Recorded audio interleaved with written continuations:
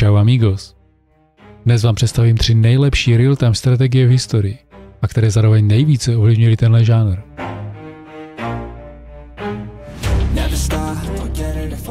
Na pomyslném 3. místě Warcraft. V roce 1994 Warcraft, Orcs and Humans, započal fantastickou sérii zasazenou do světa Azerotu, která přinesla konflikt mezi Hordou a Aliancí. Hlavními prvky jsou epické konflikty mezi různými rasami a frakcemi. Za Hordu jsou to orkové, trollové a tauronové. Za Alianci jsou to lidé, elfové a trpaslíci. Příběh je bohatý na politiky, války, magie, draky a démony. Druhý díl, Warcraft 2, byl vydán o rok později a byl jednou z prvních her, která podporovala multiplayer přes internet, což byl na svou dobu revoluční krok. Hráči mohli hrát přes službu Battle.net, která změnila způsob, jakým lidé hráli strategie online. Třetí díl, Warcraft 3, který vyšel až roku 2002, obsahoval RPG prvky, detailní příběhy a hrdiny, což ovlivnilo celý žánr. Tento díl se stal nejpopulárnější a stal se milníkem pro nové žánry. Po úspěchu Warcraft 3 začal Blizzard pracovat na pokračování série. Projekt se ale postupně přetvořil do masivně multiplayerové online hry a nechal vzniknout World of Warcraft. Hra se stala nejúspěšnějším MMO všech dob. Warcraft 3 přišel s jedním z nejlepších editorů map v historii. Díky němu vznikl fanouškovský mod Dota, který položil základ pro celý žánr MOBA her. Hry jako League of Legends a Dota 2 se dodnes hrají na světových turnajích.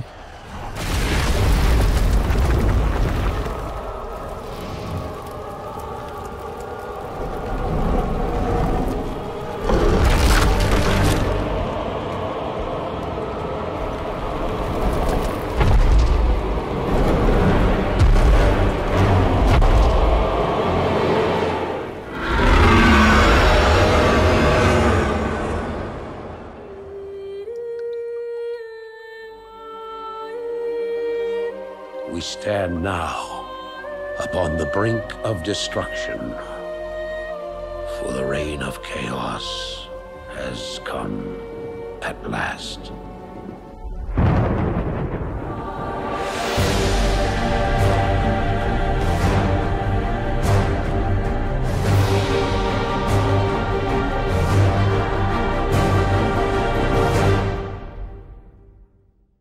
Na pomyslném 2. místě Age of Empires. V roce 1997 Age of Empires započal svou sérii, která je zaměřená na historický vývoj civilizace. Hráči začínají s malým kmenem nebo osadou a postupně shromažďují suroviny. To jsou dřevo, jídlo, kámen, zlato, aby mohli rozšířovat svá města, vyvíjet technologie a trénovat armády. Hráči postupují od doby kamenné přes středověk až do pozdějších období. Cílem je porazit protivníky prostřednictvím dominance, ekonomického rozvoje nebo monumentálních vítězství. Age of Empires 2, The Age of Kings z roku 1999 je považován za jednu z nejlepších real-time strategií vůbec a díky remasteru zůstává populární dodnes.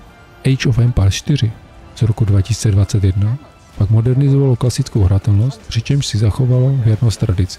Je to hra o taktice, plánování a využití historických inspirací vytvoření svého vlastního impéria. Na pomyslném 1. místě StarCraft.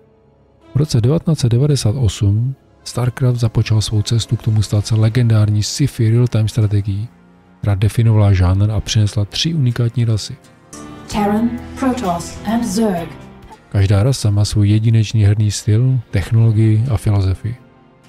Hráči musí těžit suroviny, minerály a plyn, stavět základny, vyvíjet technologie a vést armády k vítězství. Cílem je zničit protivníky, přičemž strategické plánování, rychlé rozhodování a efektivní správa zdrojů hrají klíčovou roli. Příběh zahrnuje intriky, zrady, epické bitvy a snahu odvrátit zkázu, kterou přinášejí tajemné prastaré síly. V roce 2010 vychází StarCraft 2 a je rozdělen do 3 samostatných částí, z nichž každá se zaměřuje na jinou rasu. Každá kampaň nabízí bohatý příběh, propracované postavy a emocionální momenty, které fanoušky vtáhly do epického konfliktu. Hráči mohli také dělat rozhodnutí, která ovlivňovala průběh některých misí, což přidalo na znovu hratelnost. Blizzard investoval masivní prostředky do propagace StarCraftu 2 jako e-sportu. V Jižní Koreji se stal StarCraft kulturním fenoménem a základem e-sportu. Turnaje přitahovaly nejlepší hráče z celého světa a tím i miliony diváků. StarCraft se pyšnil perfektní vyvážeností frakcí, která je dodnes optimalizována. StarCraft je jednou z prvních her, která prodala více než 10 milionů kopií po celém světě. Byla to první hra, která spojila různé regiony, Severní Ameriku, Evropu a Asii a vytvořila globální komunitu.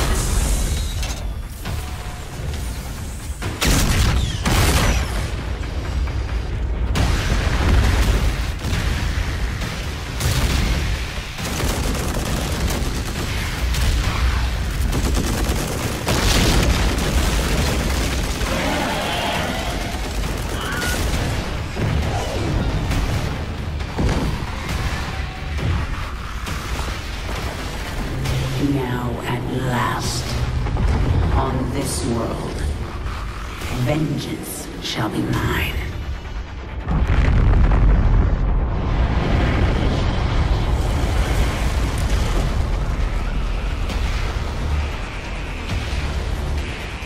For I am the Queen of Blades.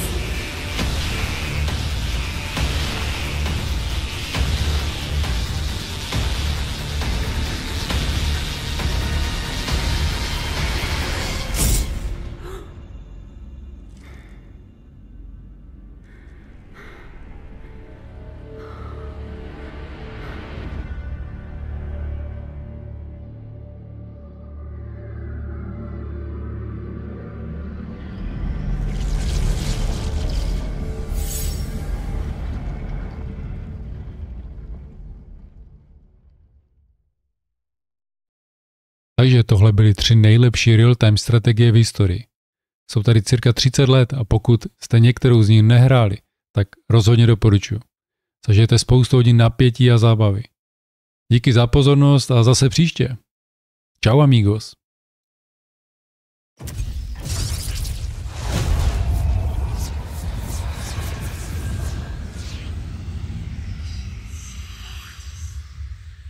You